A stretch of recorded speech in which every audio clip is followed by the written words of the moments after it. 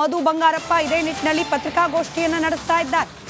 ಕಳೆದ ವರ್ಷಕ್ಕಿಂತ ಈ ವರ್ಷ ಉತ್ತಮ ಫಲಿತಾಂಶ ಪ್ರಕಟ ಆಗ್ತಾ ಇದೆ.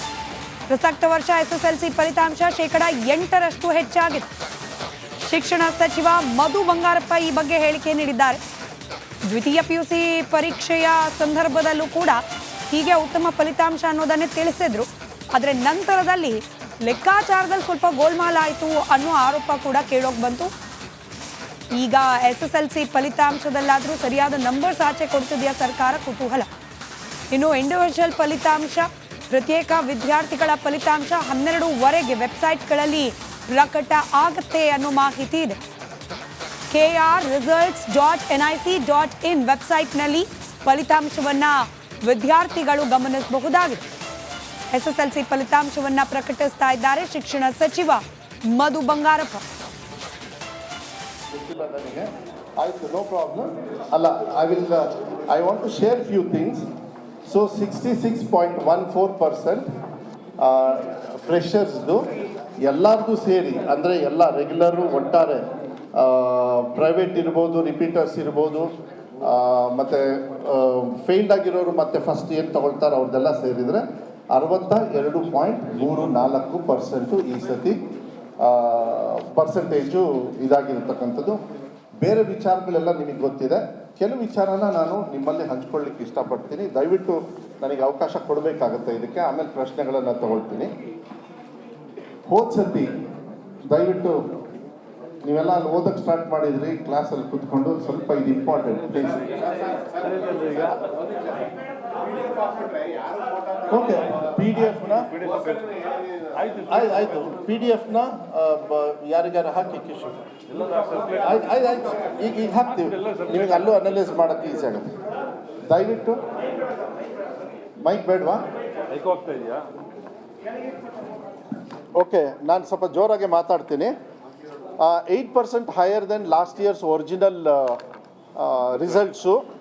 ಅದ್ರ ಜೊತೆಗೆ ಭಾಳ ಮುಖ್ಯವಾಗಿ ನಾನು ತಮ್ಮಲ್ಲಿ ಹೇಳಲಿಕ್ಕೆ ಇಷ್ಟಪಡ್ತೀನಿ, ಶೇಕಡವಾರು 60ಕ್ಕಿಂತ ಪರ್ಸೆಂಟೇಜು, ಅಂದರೆ ಈ ವರ್ಷ ಪಾಸ್ ಆಗಿರೋರಲ್ಲಿ 60% ಮೇಲೆ ಇರೋರು ಹೋದ ಸತಿ ಎಷ್ಟಿದ್ರು? ನೀವು ಅದನ್ನು ಕೊಡಲಿಲ್ಲ ನೋಡಿ, ಎಲ್ಲಿದೆ? ನೋ, ಐ ಟೋಲ್ಡ್ 75% ತೆಗೆದುಕೊಂಡಿರೋದು ಹೌದು, ಬಟ್ ನಾನು ಹೇಳಿದೆ ಅದನ್ನ ಲಾಸ್ಟ್ ಟೈಮ್ ಎಷ್ಟಿತ್ತು. ಈ ಸತಿ 75%, ಅಂದರೆ ಲಾಸ್ಟ್ ಟೈಮ್ ಮೋಸ್ಟ್ಲಿ 62% ಅನಿಸುತ್ತೆ. 60% ಮೇಲೆ ತಗೊಂಡಿರೋ ವಿದ್ಯಾರ್ಥಿಗಳು ಈ ಸತಿ ಪಾಸಾಗಿರೋರಲ್ಲಿ 75% ಮಕ್ಕಳು 60% ಮೇಲೆ ಪಾಸಾಗಿದ್ದಾರೆ. ಅದನ್ನು ಭಾಳ ನಿಮಗೆ ಹೇಳಲಿಕ್ಕೆ ಇಷ್ಟಪಡ್ತೀನಿ. ಆಮೇಲೆ ಹೋದ ಸತಿ ಇಬ್ಬರೇ 625 ತಗೊಂಡಿದ್ರು. ಅಂದರೆ ನಾನು ಎಲ್ಲೋ ಲಾಸ್ಟ್ ಟೈಮ್ ಕಾಪಿ ಹೊಡೆದು ಪಾಸ್ ಆದರೂ ಅದೆಲ್ಲ ನಾನು ಹೇಳೋದಕ್ಕೆ ಹೋಗೋದಿಲ್ಲ, ಯಾಕೆಂದರೆ that is the reason we brought in ಪರೀಕ್ಷೆನ ವೆಬ್ಕಾಸ್ಟಿಂಗಲ್ಲಿ ಮಾಡಬೇಕಂತ. ಈ ಸತಿ 22 ಜನರು ತಗೊಂಡಿದ್ದಾರೆ. 22 ಮಕ್ಕಳು ಇವತ್ತು ಸರ್ಕಾರಿ ಶಾಲೆಗಳಲ್ಲಿ 2 ಶಾಲೆಯಲ್ಲಿ ಮಾಡಿದ್ದಾರೆ. ಒಂದು ಸರ್ಕಾರಿ ಶಾಲೆ, ಇನ್ನೊಂದು ಉರ್ದು ಸರ್ಕಾರಿ ಶಾಲೆ. 2 ಶಾಲೆಯಲ್ಲಿ 625ಗೆ 625 ತೊಗೊಂಡಿದ್ದಾರೆ. ಆ ಥರ ಏನಾದ್ರು ಇದ್ದರೆ ಕಿಶೋರ್ ಅವರೇ ನನಗೆ ಆ ಇದನ್ನು ಕೊಡ್ತಾ ಇರಬೇಕಾಗತ್ತೆ. ಆಮೇಲೆ ಶಾಲೆ ಪರೀಕ್ಷೆ ಮೌಲ್ಯಮಾಪನ ಇದ್ದದ್ದು ಈಗ ಮತ್ತೆ ರಿವ್ಯಾಲ್ಯೂಯೇಷನಿಗೆ ಅವ್ರಿಗೆ ಈಸಿ ಆಗಲಿ ಅಂತ, ಯಾಕೆಂದರೆ ನಾವೆಲ್ಲ ಸೆಕೆಂಡ್ ಎಕ್ಸಾಮ್, ಥರ್ಡ್ ಎಕ್ಸಾಮು ಕೂಡ ನಿಮಗೆಲ್ಲ ನಾನು ಹೇಳ್ತೀನಿ, ಇವಾಗ ಅನೌನ್ಸ್ ಮಾಡ್ತೀನಿ. ಸೆಕೆಂಡ್ ಆ್ಯಂಡ್ ಥರ್ಡ್ ಎಕ್ಸಾಮಿಗೆಲ್ಲ ಇರೋದ್ರಿಂದ ಆನ್ಲೈನಲ್ಲೇ ಅವ್ರು ಸ್ಕ್ಯಾನ್ ಮಾಡಿ, ಆನ್ಲೈನಲ್ಲೇ ಒಂದು ಆ್ಯಂಡ್ರಾಯ್ಡ್ ಆ್ಯಪ್ ಮಾಡಿದ್ದೀವಿ ನಾವು. ಅದರೊಳಗೇ ಅವರು ಆನ್ಲೈನಾಗಿ ಅವರು ರಿವ್ಯಾಲ್ಯೂಯೇಷನಿಗೆ ಹಾಕ್ಕೊಳ್ಬೋದು.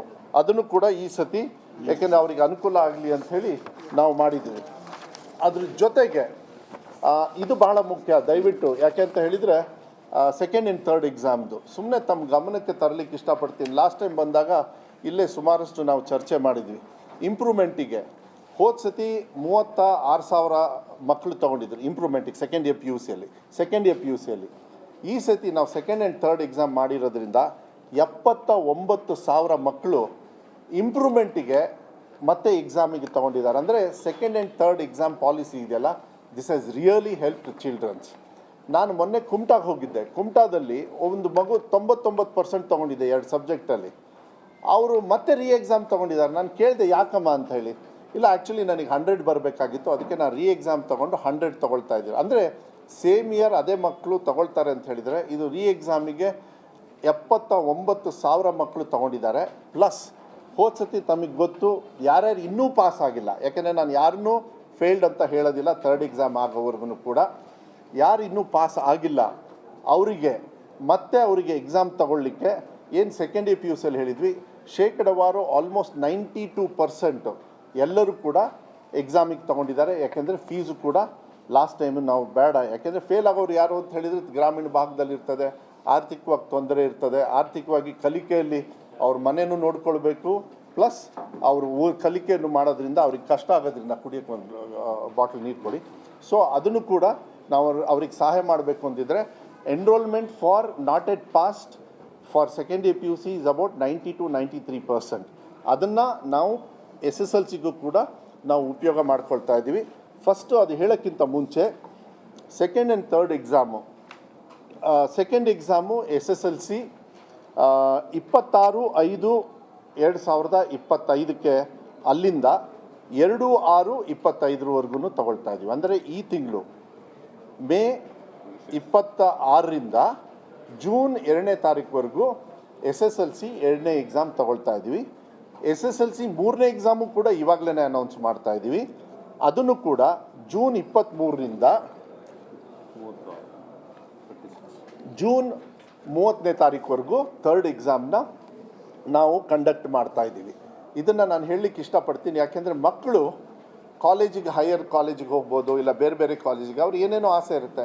ಅನಿವಾರ್ಯದಿಂದ ಅವ್ರಿಗೆ ಹುಷಾರಿಲ್ಲೋ, ಇಲ್ಲ ಅವತ್ತೇನೋ they had a bad day, ಇಲ್ಲಾಂದರೆ ಎಕ್ಸಾಮ್ ಚೆನ್ನಾಗಿ ಬರೆಯೋಕ್ಕಾಗಲಿಲ್ವೋ, ಅದು ಕಾರಣ ಬೇರೆ. ಆದರೆ ಅವ್ರಿಗೆ ಅವಕಾಶಗಳಿಗೆ ಕೊಡಬೇಕು ಅಂತಕ್ಕಂಥ ನಿಟ್ಟಿನಲ್ಲಿ ಯಾವಾಗಲೂ ನಾನು ಹೇಳ್ತಾ ಇದ್ದೆ, ಮಕ್ಕಳಿಗೆ ಅವಕಾಶಗಳನ್ನು ಕೊಡಬೇಕು. ಈಗ ಲಾಂಗ್ ಜಂಪ್ ಮಾಡ್ತೀರಾ, ಫಸ್ಟ್ ಅಟೆಂಪ್ಟಿಗೆ ಕಳಿಸೋದಿಲ್ಲ, second third, and most of the medals are won by second and third. ಅವ್ರು ಇಂಪ್ರೂವ್ಮೆಂಟ್ ಆಗ್ತಾನೆ ಹೋಗುತ್ತೆ. ಅದೇ ವರ್ಷ ಅದೇ ಮಕ್ಕಳು ಅದೇ ಶಾಲೆಯಲ್ಲಿ ಇಲ್ಲ ಅದೇ ಇದರೊಳಗೆ ಓದಿ ಹೈಯೆಸ್ಟ್ ಮಾರ್ಕ್ಸ್ ತೊಗೊಳ್ತಕ್ಕಂಥದ್ದು ಬೇಕಾದಷ್ಟು ಮಾಡಿರೋದ್ರಿಂದ ಈ ಸೆಕೆಂಡ್ ಆ್ಯಂಡ್ ಥರ್ಡ್ ಎಕ್ಸಾಮ್ನು ಕೂಡ ನಾವು ಅವ್ರಿಗೆ ಆಪ್ಷನ್ ಕೊಡ್ತಾ ಇದ್ದೀವಿ. ಯಾಕೆಂದರೆ ಎಕ್ಸಾಮ್ನ ತುಂಬ ಸ್ಟ್ರಿಕ್ಟಾಗಿ ಮಾಡಿರೋದ್ರಿಂದ ಅವರಿಗೆ ಸೆಕೆಂಡ್ ಆ್ಯಂಡ್ ಎಕ್ಸಾಮ್ ಆಪ್ಷನ್ ತೊಗೊಂಡು, ಇನ್ನೂ ಯಾರು ಪಾಸ್ ಆಗದೇ ಇರೋರು ಅದನ್ನು ಅವಕಾಶಗಳನ್ನು ತಗೊಳ್ಳೋದಕ್ಕೆ ನಾವು ವ್ಯವಸ್ಥೆಯನ್ನು ಕೂಡ ನಾವು ಮಾಡ್ತಾಯಿದ್ದೀವಿ. ಇಲ್ಲೂ ಕೂಡ ಸ್ವಲ್ಪ ನಮಗೆ ಬಜೆಟ್ಟು ಹೈ ಆಗ್ತದೆ, ಆದರೂ ಕೂಡ ಈ ವರ್ಷಕ್ಕೆ ಮಾತ್ರ, ಯಾಕೆಂದರೆ ನಾನು ಹೇಳ್ತಾ ಇದ್ದೀನಿ, ಯಾಕೆಂದರೆ ನೆಕ್ಸ್ಟ್ ಇಯರ್ಗೆ ನಾನು ಬಜೆಟ್ದು ನಾನು ಆರ್ಥಿಕ ಇಲಾಖೆಯಿಂದ ತಗೊಂಡೇ ಮಾಡಬೇಕಾಗ್ತದೆ. ಆದರೆ ಈ ಸತಿ ಸೆಕೆಂಡ್ ಆ್ಯಂಡ್ ಥರ್ಡ್ ಎಕ್ಸಾಮಿಗೆ ಯಾರ್ಯಾರು ಇನ್ನೂ ಪಾಸ್ ಆಗಿಲ್ಲ, ಮತ್ತೆ ಪಾಸ್ ಆಗಲಿಕ್ಕೆ ಅವಕಾಶಗಳನ್ನು, ಪಾಸ್ ಆಗದೇ ಇರೋರು ಮಾತ್ರ, ಇಂಪ್ರೂವ್ಮೆಂಟಿಗೆ ಆಗಲ್ಲ, ಅದಕ್ಕೆ ಸಪ್ರೇಟ್ ಕ್ಯಾಟಗರಿ. ಯಾರ್ಯಾರು ಪಾಸ್ ಆಗದೇ ಇರೋರು, ಅದು ಗ್ರಾಮೀಣ ಭಾಗದಲ್ಲಿ ಬಡ ಮಕ್ಕಳು, ಅವರಿಗೆ ಹೆಲ್ಪ್ ಆಗಬೇಕಂತಲೇ ನಮ್ಮ ಇಲಾಖೆಯಿಂದ ಮಾನ್ಯ ಮುಖ್ಯಮಂತ್ರಿಗಳು ಕೂಡ ಮೊನ್ನೆ ಸಾಯಂಕಾಲ ಅವ್ರ ಜೊತೆಗೆ